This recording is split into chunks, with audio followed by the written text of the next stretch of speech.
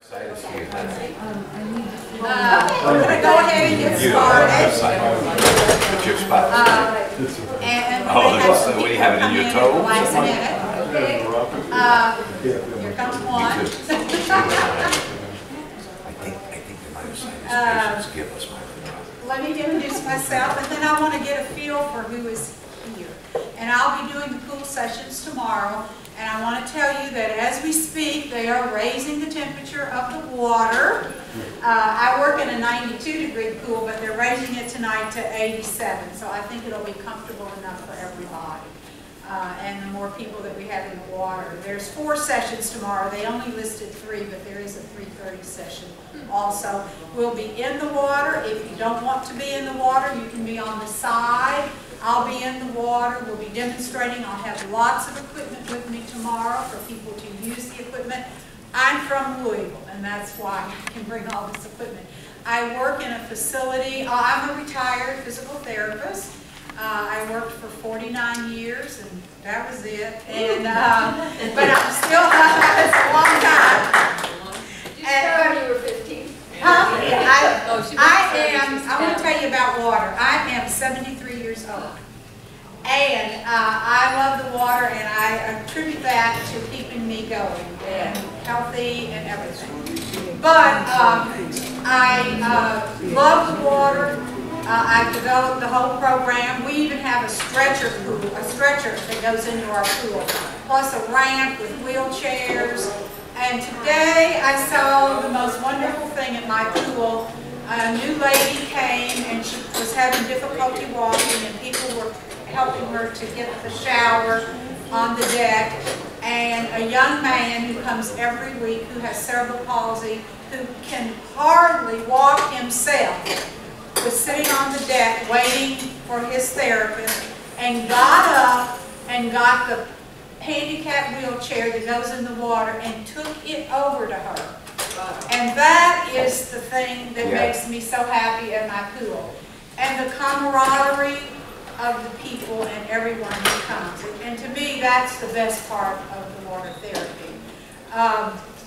I teach mostly adults now. I used to do a lot of children, but since I retired, I'm just doing adult classes now. This is like my hobby. I do a Parkinson's class, but I'll tell you that we have everything you can think of. You don't have to have Parkinson's to come to it. And I do a back rehab class. I do an aerobics class. I do a breast cancer class.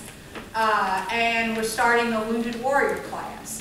And then I do individual lessons. And tomorrow, what I will be giving you all, the ones who come, and if I don't have enough copies, I can mail them to you, is examples of programs. So here's what we do for the people at my pool. And it's a great thing to do. And what I'm going to be giving out tomorrow, but you have to come to the pool to get them. You don't have to get in the water, but you have to come to the pool, is individually made programs. This is the program for the Parkinson's people, and they get a copy when they come. I laminate them. The ones tomorrow won't be laminated. Pay for lamination yourself. And but I laminate them, and they put them on the side of the pool. I'll clip them on a ring, and they just flip them over. You can float them on a float, you know, in the water. They can float them, and it'll be along with them. And so then we do individual programs for people also. So even though you might come to a class that say is a myositis class, every single person in that class has a different requirement of what they need. And so is the same with my classes. So we have a lot of individual attention to the people in the class, and we will help each other.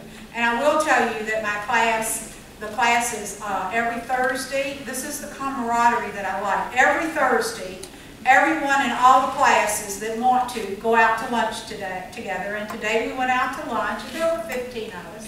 And every Thursday, that's just part of what you get out of the water in addition to all the wonderful things about the water. Now, I'm also, as we go, I'm going to show you some equipment, and I'm going to show you variations on equipment and things that you can do with equipment. We have another aquatic therapist in here. Right there, you! Oh, no, I'm not a therapist. I'm just somebody that would be not alive today without the water. There you go. What's the difference? It's the same thing. Okay. Water covers about 72% of the Earth's surface. These slides are all online. Y'all got online stuff. Everything's online, so don't worry about it.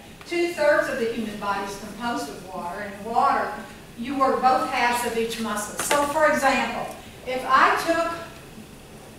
took this in the water, and we use these a lot. I use these for balance. They hold them, and they're great for balance if you can hold them. If not, you can always put some strapping there, and you hold them for balance. That's how I started out all my Parkinson's patients. And now they've advanced so that they don't need them for balance. But if you are in the water and you go like this, you get resistance. And when you go back, you get resistance. If you're on land, when you do this, you get resistance. But when you do this, gravity is doing all the work. So that's what I like about the water. If you lift your leg, you get resistance. If you go back, you get resistance. Not on land. So it's really, really great to be in the water and work both halves of your body all the time. And I will tell you that the faster you work in the water, the more resistance you get. And there have been a lot of studies, which is better, land or water. And what they found is that obviously land is better because you're working against gravity. But if you work at a certain consistency and go through full ranges in the water, you can gain almost the same amount of strength that you would gain on land. And that's very important because people can work in the water, you know, and where they can't do this on land. I have programs that I give to some of the more advanced students that are on land, and they do them, but they still prefer the water. It's amazing. It provides 12 times more resistance than air, plus you're still not having to worry about gravity doing the work. And the heart rates are lower in water than on land, which is very important for some people. In chest deep water, you weigh only 35 to 40% of your body. So you're able to do things in the water, obviously, that you can't do on land. In water up to your neck, you only weigh 10%. Now, a lot of programs will have you do deep water. Has anybody done deep water? Yeah, it's hard.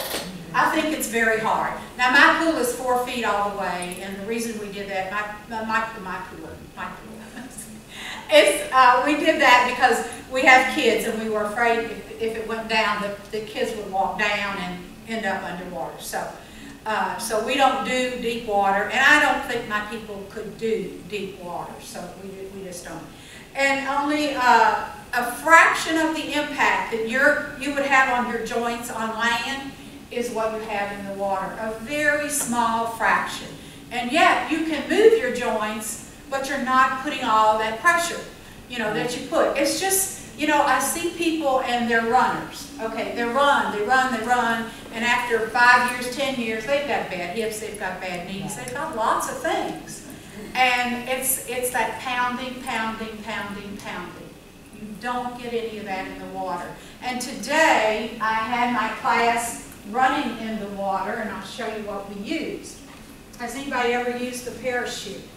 Okay, so this is a wonderful device that I love it in the water. We're going to have some in it tomorrow. And so as you walk in the water, this parachute that's behind, answer your phone, it might be important. I don't mind. This is the parachute, okay? So as you go in the water, it fills with water and resists. And you can change the length of this. Then I pull it around them in the front and I say, okay, you did great, now go backwards. So we can go backwards and the water resists in this. And it just gives them a little bit of a boost. And I can adjust this to determine how much resistance I want to give them in the water. Then, the great thing about these, and they only cost $20. That's another great thing about them. What do they call that? The parachute. It's from Kiefer. These are the Kiefer ones. I have found that these are the most reasonable ones, and they're good. And I tried to make them, and I went to the store, and I bought this, and I bought this, and I bought this. And by the time I left, I'd spent $30, and I couldn't make it. So $20, it's a good deal. So then, what I do, like for example, with some of the classes, I just have them hold this, and we pull it, and we pull it.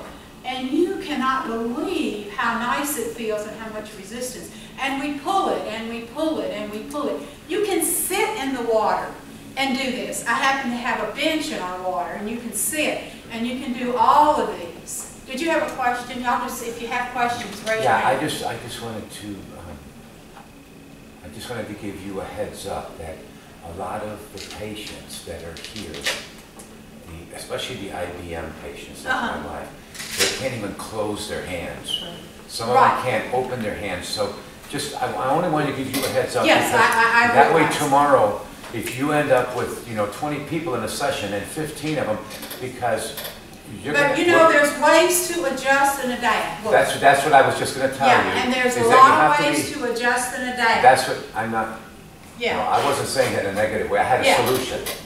At home, we do that. She actually still lifts weights. Yes. And I made this strap out of Velcro that goes on her wrist. And so those weights that you have, that you go forward and back, I would put them behind her hand.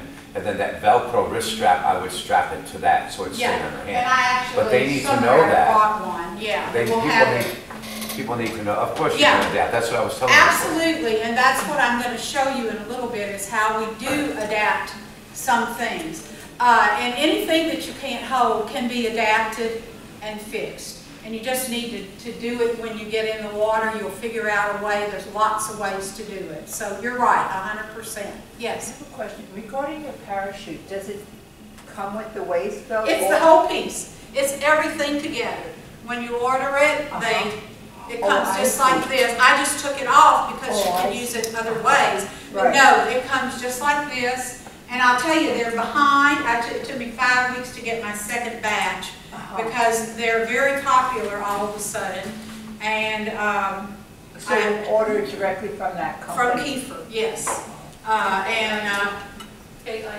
K-I-E-F-E-R. Tomorrow I'll bring the catalog. Yeah, and y'all can look at it. But it's actually not in the catalog. You have to get online. Yes.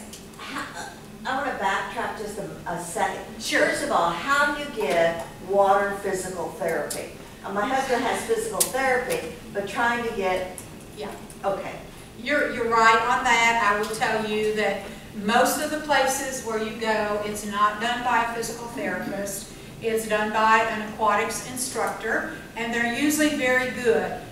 The problem is if you have issues, they may not understand the medical implications of the issues. So, for example, on my breast cancer class, I have a lady and I have her suspended and hanging.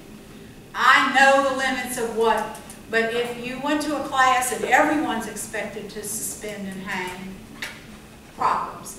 I don't know, except that you have to look around, and if there are people who do the aquatics, they will go to a pool with you, and that's what my pool does here.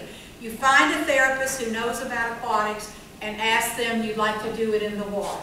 We lived in three places, Virginia, Washington, D.C., and now on Hilton Head Island. In all three of them, the doctor's prescription for aquatic therapy, we found physical therapists, even on Hilton Head, that actually have a pool on their property. So That's most cities, way, yes. most big cities have at least one physical therapy center that has pool physical therapy. Right. It's sometimes you just have to really look hard. Call some physical therapy departments and ask. If you call a rehab center, you got a better chance to find someone. And you just have to keep asking until you find that person. And Louisville has a lot. We really have a lot, and I attribute that number to the pool that we built, because once we built the pool, we opened it up to therapists and to the public. So it encouraged, and we gave lessons to the therapists, and it encouraged them to start doing it, and now they come all the time. We just have to find that right place or that right person. Start with rehab centers and start calling around. That's all you can do. So I have another Medicare question, Yes. or insurance question, depending. I know I had physical therapy in a pool for hip and knee joint replacement, but what do they, how did, that was easily recognized. They said, oh, that's great. Right. But inclusion body myositis, I never really explored whether or not. Well, here's what you have to do. You It's have painful. to, this is It's what I painful. did for someone 7 who years. had something that was very, nebulous and you really couldn't put a finger on exactly what he had. I wrote a justification letter for him and they approved it all. You have to have a therapist write it with the doctor's order, and you just have to take your chances and send it in and see. And sometimes they'll cover it and sometimes they won't, and it just depends on your carrier. But be sure you get that justification letter from the therapist in which I described all the things he was working on and why. It wasn't just a letter that said he needs physical therapy. I really went into detail. And then do they have a limit as to how many sessions? Some do and some don't. He's been able to collect for 2 years. It just depends. Yeah, because my husband Yeah. has IBM, and he's able to get physical therapy every year, but it's only a limited Yeah. number. Do y'all have silver sneakers, anybody? The silver sneakers It's is Kaiser, right? Yeah, and it's certain insurance companies, I think Anthem recognizes silver sneakers, and I don't know all the names. But if you can find a therapist who works in a silver sneakers facility with a pool, that you can get it covered that way.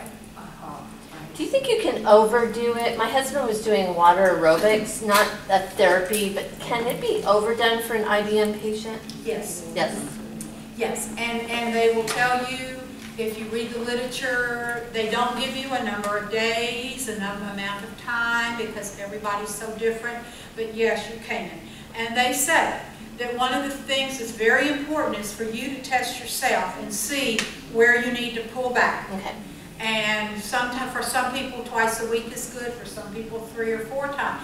But it depends on how long you stay in the water and the temperature of the water. Okay. Those are things, and what you do in that water. The warmer temperature would be. Is nicer to work in, but it's a little bit more on your system, you Okay. know. But the cold water's worse, you know. Okay. So if you could get a medium water that you can work in. So for example, in a 92-degree pool, with a person with MS would not work well in that pool. They need a cooler pool. But yet someone with arthritis is wonderful in 92 degrees. So you have to gauge for yourself, how you feel about the temperature of the water and everything. And they say exercise is the best thing for myositis. There's no doubt about it. But you have to figure out what is correct for you. And that's real, real important. And if you can find a therapist, they'll help you do it. Because sometimes I'll start a program and then I'll cut back. And I'll say, well, we're going to skip this next time, and we're going to, do this, and then we'll come back to that. You have to just gauge it. Each person, everybody is different.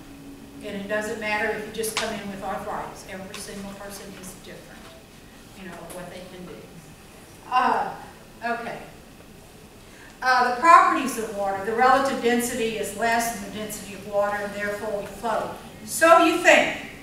Now, if your density is more than 1, and I never know how to tell that until you get in the water, then some people just get in there and sink. I have a little lady right now who's 5 feet tall. She sinks, and she's not overweight. She just sinks. And so you can modify that with noodles. You can help with different equipment. So if you get a sinker, or you are a sinker, then you know, and we'll work on that with noodles and other equipment, on how to not let yourself be a sinker. And there's things you can put on your legs. I have a man who's a sinker and he wants to swim. So we have things we adapt around his ankles. And it allows him to stay up in the water, and he can swim laps. And he has Parkinson's disease. So you can make all kinds of adaptations. So that's what we'll be doing tomorrow.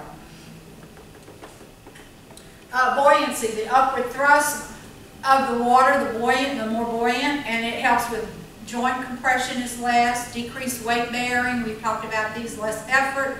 less fear of falling. Now, I do have quite a few people in my classes who do not know how to swim. You don't have to know how to swim to do aquatic therapy, but I will tell you, they have fear in the water. So I make adaptations for them, and I'll show you 2 of them. Because when they get in the water and they're afraid to move. So we do a lot of things on our backs with noodles, and our legs in and out and pulling up and rotation for some activities. So these are wonderful, and they can lay back on it, and it allows their necks and everything to rest. And it's good for anybody who might just have, strain and don't want the strain on their neck. So you can make that adaptation. This is called a neck doodle. It does the same thing, and it's not quite as invasive, but you can put your neck back on it and rest and do that. Believe it or not, there's a whole aquatic program that's this. You sit on this, and you work for an hour in the water sitting on this. It's challenging but fun. So you can make adaptations, especially if someone is fearful of the water. It counters the effect of gravity on the venous pooling. And I have people who come with lots of swollen joints, ankles, legs, wrists, whatever, and it does help with that. And increasing function, there's no doubt about that. The hydrostatic pressure is the little bitty molecules in the water, and they aid also in edema, and it helps the tendency of blood to pool in the lower extremities, helps to prevent that. And believe it or not, and I work in a facility where it's we see a lot of children who, it's a nursing home for medically fragile children, 76 children. And we take all the kids in. We have a floating ventilator that we made ourselves, and we hook it up to their trach, and they float around the pool with respiratory therapy. And we take kids with trachs in. We take anybody in the water, anybody. And it is so good for the respiratory muscles. And I know with some people have problems with the lungs, and that they get stiff and those kind of things with certain types of myositis. And it really, really helps with the lungs, with the pressure, with the hydrostatic pressure on the lungs. The friction between the muscles is very good also. It helps you to get resistance drop to 0 the moment the force stops. So if you're working with somebody, or you're working and you stop, your resistance is gone. You know how if you're walking and all of a sudden you try to stop and then you fall, okay, because your resistance goes on land with gravity. When you stop in the water, it's gone. Your resistance is gone. You should be able to stop. Now, it depends on what your balance is like, obviously. I mean, but we don't get wet hair in my class. No wet hair. So, it's very important. Well, yeah, maybe. But anyway, so that is great about the water too. But when you walk out of that water, you are carrying about 7 extra pounds. And everybody, when they first start the classes, they'll say, oh, and they're walking up the steps or coming up the ramp, oh my gosh, my God, you're carrying water. It goes away. But just know that you're carrying extra water with you, so don't be alarmed or concerned. Please always shower before you go in a pool. We put our shower on the deck so we can monitor, and the lifeguards watch, because I will tell you that people have lotions, they have deodorant, they have all kinds of things on their body that come off when you get in the water. If you shower, a lot of that comes off. That, when you walk into a pool and you smell and you say, they've got too much chlorine in their water, that is not chlorine. That is called chloramines. And chloramines are a combination of the chlorine and all the stuff that comes off of people's bodies. This sounds terrible, but I mean, it's important to know. So if people will shower before they go in, there's less of that in the water. And when that is in the water, say if I put lotion on my arm and I don't wash it off, and that lotion is going to come off in the water, For 2 days, it's going to sit in the top 18 inches of that water. And that's not good because it takes a couple of days for the water to get down to the drain. So if you find a pool, our pool has gutters right on the sides of the water. So it's constantly going into the gutters, and that gets all that out of there. So when you walk into that pool in a wonderful hotel in Chicago and you smell it and say, oh my God, I am not letting my grandchildren go in this pool, and you go to the front desk and they don't care, don't let them go in because what it is chloramines. It's the stuff off of people's body with the incorrect water mixture. Yeah, that's what it is. And so you want to shower, and nobody does. How many times have you ever showered in the dressing room and then gone in the pool? Raise your hand if you've ever done that. In the dressing room? Oh, I'm surprised. I can't even raise my hand. We have a pool at home. We have a pool. That's why we put ours on the deck. Yeah.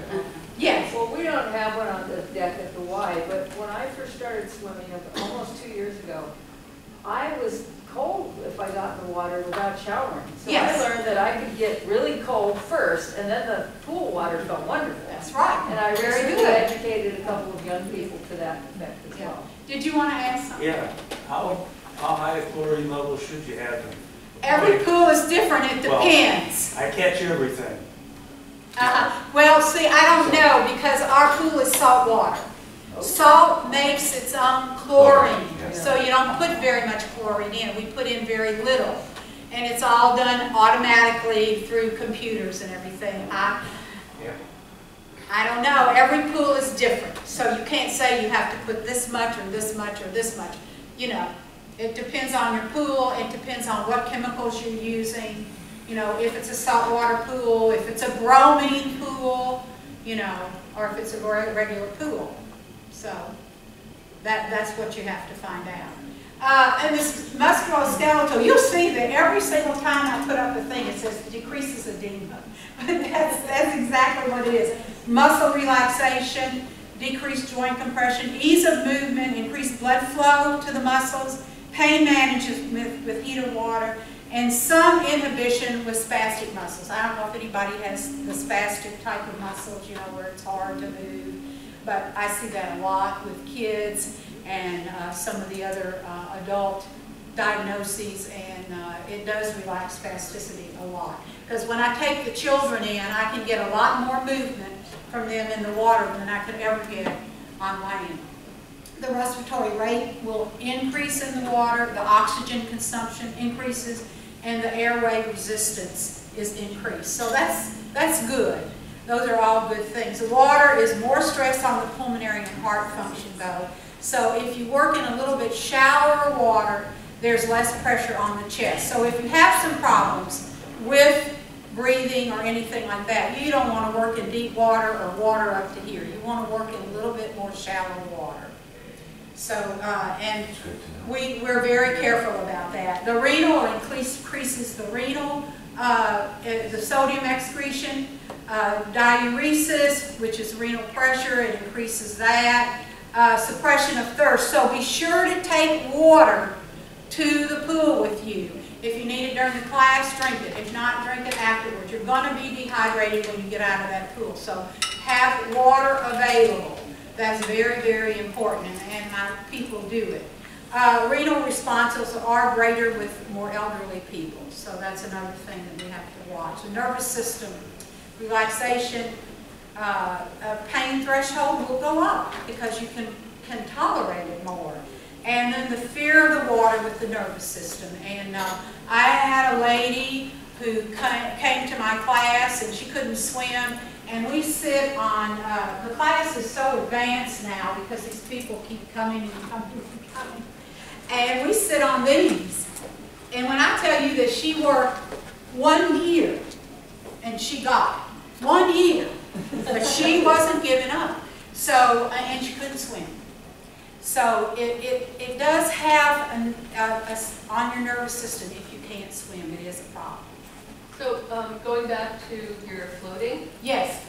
People who are fearful or stiff or tense, do they tend to sink more than people who Not necessarily, they just are nervous. The nervousness does not make you less buoyant. Okay. No. I know that I float really well, Yeah, but if I'm nervous, you don't as I well. don't float as well. Yeah, if you can relax, you're going to Yeah. float a little better, but it really shouldn't have that much of a difference. Because I have people who can't swim who can float very well. These are items to think about. It makes your skin a little more fragile, but salt water is actually better on your skin than regular water. So if you're in a saltwater pool, it's going to be, your skin's going to be softer. And I can notice this on my skin after, you know, being in our pool. We've had our pool 8 years. We were doing aquatics before, but I can notice a difference. And we put the salt water in because our children are very fragile in their skins. The body temperature may change depending on the temperature of the water. So it could go up, it could go down, you know, whatever. It's easy to overexert. So in the beginning, I recommend 30 to 45 minutes to start out with in the beginning until people are tolerating more. My classes last 60 minutes, and some people stay the entire class, and some people leave early, and you know, whatever is the best for you. And in my classes, I don't ask anybody to do anything that they're not comfortable doing, and I always check to see if they're fatigued. If they're fatigued, we get them out. And I run several classes back to back, and people stay for both classes, and sometimes I'll say, don't stay for the second class today. We'll get you another day. It depends. You have to gauge that yourself for your own feeling, how you feel. But 60 minutes is a lot, but most people can work up to that. Yes. How can you tell when you're fatigued? That's my problem. I enjoy it so much, and I'm so pain-free that I overdo it. Well, I watch your respiration, I watch your breathing, I watch your face. You know, it's amazing. When I'm in that circle and I look at people's faces, I know who likes that exercise, who doesn't like that exercise, who's tired, who's not tired. Maybe you have another suggestion of how to watch for fatigue. Any other suggestions? Can't do the exercises as well. I like water wings, and I just love them. Yeah. I can go slower, but I don't usually, I feel better after I get out. Yes. I'm in there from 1 to 2 hours. Yes, and my ladies are too, but let me tell you that I also hear from them, oh my gosh, I went home and took a 2-hour nap. You know, that's okay, but a lot of people do stay. We don't recommend more than an hour, but people who stay for both of my classes are in 2 hours, and they do fine. And then they get out and go to lunch with each other. So it just depends on you, but I'm watching faces, respiration, coloring. Sometimes I'll just come over and put my hands on someone, I can tell. Or watch that you're not able to do the full range of what you usually do. So if you're doing something like this, and today you're doing this, you know, it might be fatigue. So that you just have to gauge it for yourself, and hope that whoever's supervising you in the pool can also watch you and see. And I'm very cautious about fatigue. Yeah. Yeah, for me, I have DM. If my muscles feel funny at all, it's time to quit. And if I don't, next day I won't be able to move. Never mind. There you go. So that's good. I mean, that's not good to hear, but that's a good response because everybody's so different. I'm learning to look for that. Yes. At the beginning of the summer, I joined some aqua aerobics Yes. at the gym, and it was just so much fun. And after 3 sessions, I literally almost collapsed every time I tried to walk. So, and I had to stay out for about 3 weeks. okay, so what you need to do is, when I have someone new, and I had my aqua aerobics class came today, we do all our classes to music, by the way, which is great. And if I forget my music one day, they don't want to do anything. With aerobics, because it's so intensive, I don't think in the beginning you should stay a whole class. And I think you should cut it back to 30 minutes and then work yourself up to the full class, especially aerobics. And depending upon other equipment that you're using, sometimes, and I will show you, this is a good example. Okay, so these are called fans. Has anybody used these in the water? Yeah, these are great. So if you're an arthritis instructor, you're only allowed to use 2 pieces of equipment. And one is a fan, one is the fan, and the other one is a big white noodle. You can't use, they can't use this, they can't use this. According to the Arthritis Society, they're limited what they can use. So when I start someone out, for example, in my breast cancer class or my Parkinson's class, I give them a fan. Everybody else is generally working with these, which these are hard to push through the water. But you'll see tomorrow. And so we start out with these. Okay, if you open them up, the water flows through and it's much easier. If you have them closed, it's a little bit harder because you have to go against the resistance. And you just open and close them. There's a little tab there, and you open and close them. And then we move on to things like this. So that's where, if you can get someone who knows what they're doing and give you the appropriate equipment. I do a lot of things I'm going to show tomorrow with water and the stomping on noodles, because I think it's wonderful. Now this is a program that I just developed myself, and I'll tell you why I like this program. And these are just therapy things. But I tell my people, okay, if you hold it here, it's going to be easy to do. Okay? If you hold it here, it's going to be hard to do. So this gives you the opportunity to say, I want an easy work right now. This is what I need. This is the best thing for me. I can still move my muscles.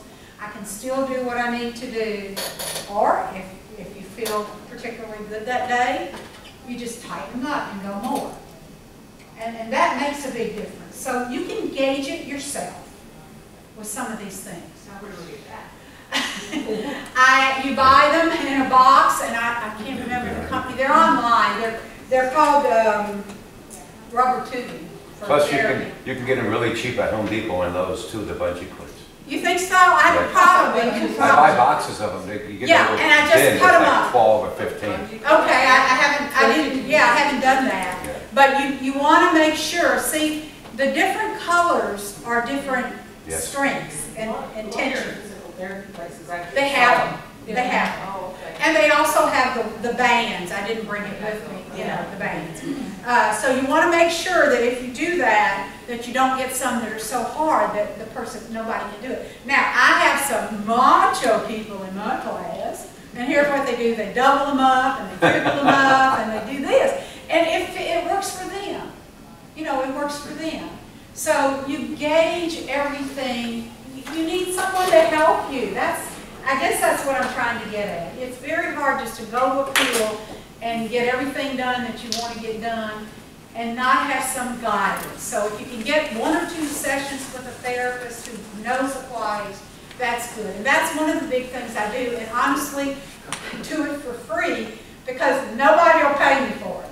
And so they come one time, I assess them in the water, I write up a program, I type it, I put it in this format, big print. I give them the program, they come back, they do it on their own. That's a great way to do it. If you need an upgrade, you get an upgrade. But you'll learn the equipment and learn how to upgrade it yourself, too. Oh, I'm sorry.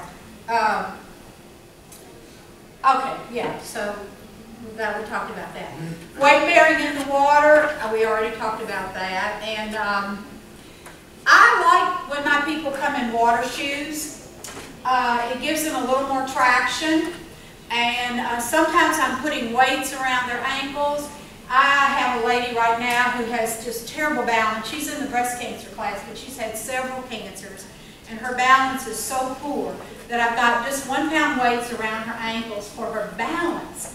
It does give more resistance, but it's for her balance. And she wears water shoes, and it really helps to have those water shoes to help with her balance. So if you can wear them, fine, and if not, either way. But I do like sometimes with the weights on the feet. Contraindications. Now, like I say, I will take almost anybody in the water. Fever over 100, no. Cardiac fatigue, no. Any kind of open wounds.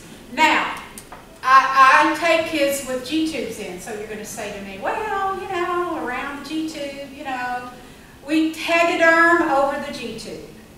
So it's covered, and then after they get out, we tegaderm.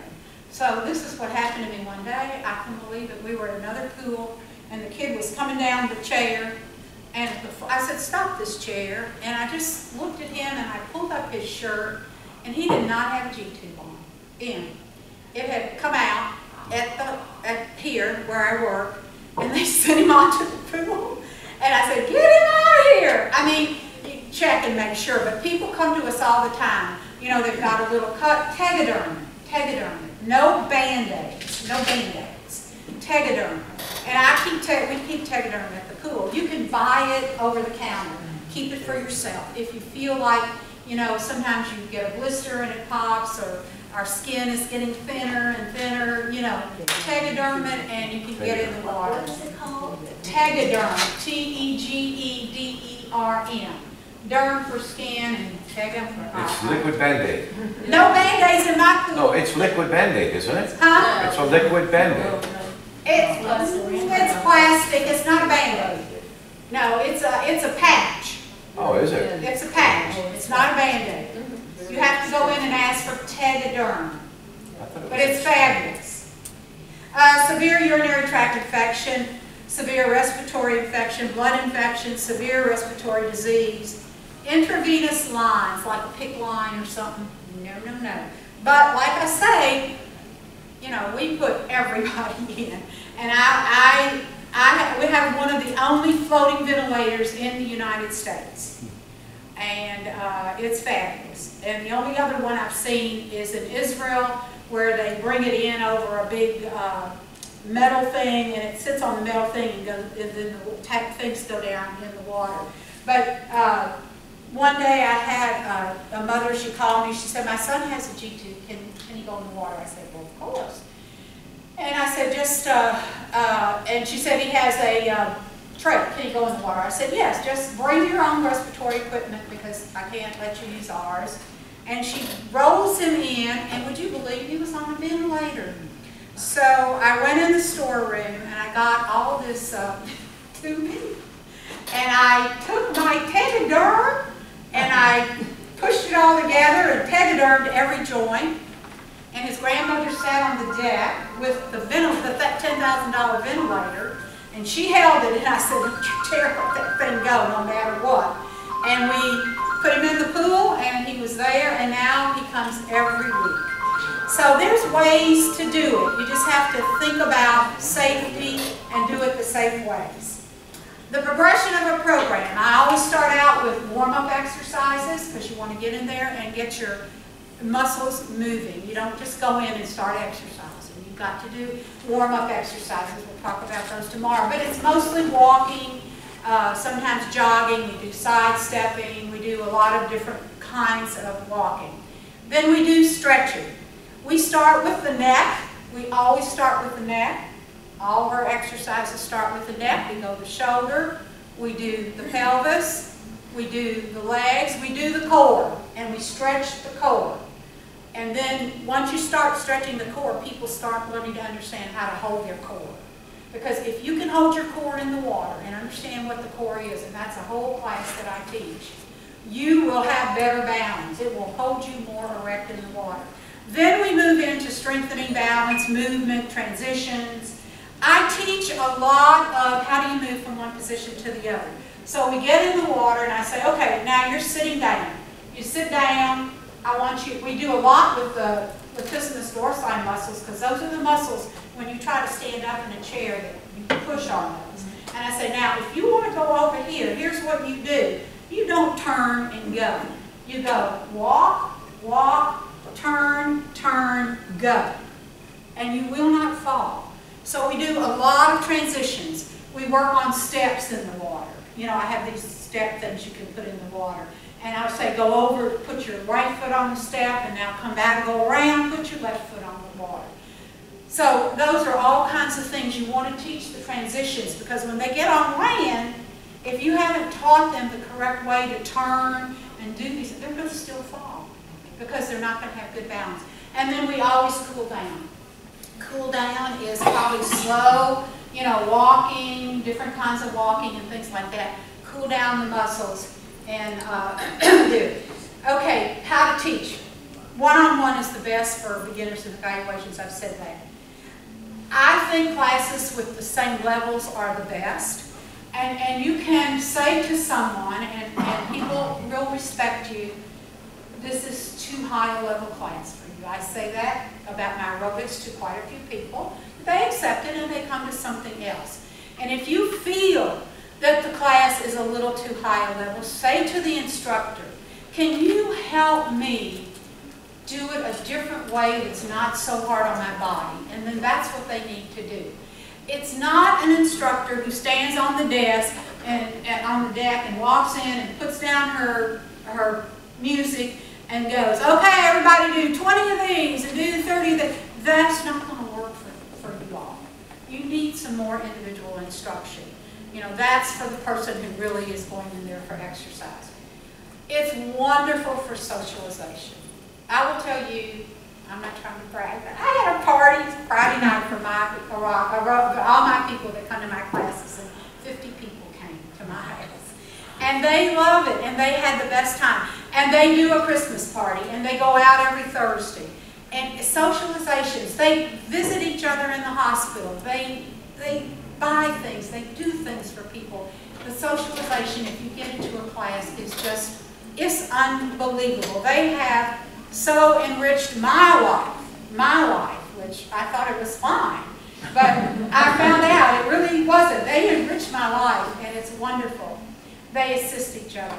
I like the laminated written programs, and this one is a generic one that everybody gets. But if I have someone who comes to my class and to the Parkinson's class, and you know there's things they can't do, we modify the program. I get on my computer and I try to modify anything. The best tips for aquatics for myositis. If you are having pain a certain day, just stop. Just stop. That's okay. You can stop. Uncontrolled high blood pressure, no. You don't want to be in that warm water with uncontrolled high blood pressure. Irregular heartbeat, no. So these are all things your doctor will notice and tell you, and you just need to be aware of it. And modify the program for frequency and length of the program. And I can't stress that enough. Modify by time, modify by depth of water, modify by type of equipment that you're going to use. You know, get someone who knows what they're doing. Is anybody here from Louisville? Why? Anyway, I was going to say, come to my pool, I'll give you a one-time instruction. But if you can find that person, and I do a little questionnaire when people first come to see me. In the questionnaire, I ask for some of their medicines. I want to know what medicines they're on. And then areas of concern for them and surgeries. Like hip replacement, knee replacement. I've had knee replacement. You know, lots of knee replacements, lots of hip replacements come. Bad backs, do the whole program for backs. Teach the core. My classes, they could be in the middle of something and I'll hear somebody holler out, hold your core! You know, they learn. It's really important to do all these things. And if I could say nothing else, I would say, come to class and have a good time. And people do. Yes? Mickey, I just want to say I think you're a remarkable person. Well, I thank you. Well, I've got to tell you that this has enriched my life with these people so much. Well, I thank you for you're helping welcome. and being there for the people that come. Well, thank you. And I will be doing, I think it's 9:30, 11, 2, and 3:30. And I'll have a lot of equipment in the pool. And if you're a spouse, a caregiver, or what, welcome to come in. If you want to just come and sit on the side and watch the things we do and listen, fine too. Okay? Do we need to sign up Do we sign up? No, just come to whatever session you want. It's a pretty decent sized pool. And it's all handicap accessible. Yes, it is. Can I say, before everyone leaves, in your package, you know, you have the surveys, the evaluations, assessment, session evaluation. You don't have to turn it in here right now, but if you would just do one, it helps for the next conferences and things, so they know what was helpful and what you liked. Thank you. Thank you. Good Thank job. you very much. Yeah. Call them and see what they have. I wouldn't go anywhere. I would park. I would get on the phone and look for a program. Yeah, just say aquatic therapy. Call, make some calls.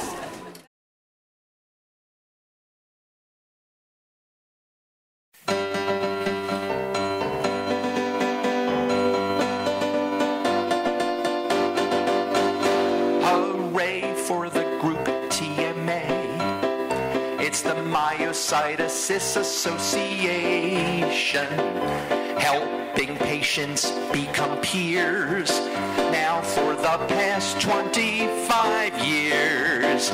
So if you have been diagnosed, here's an organization to unite us.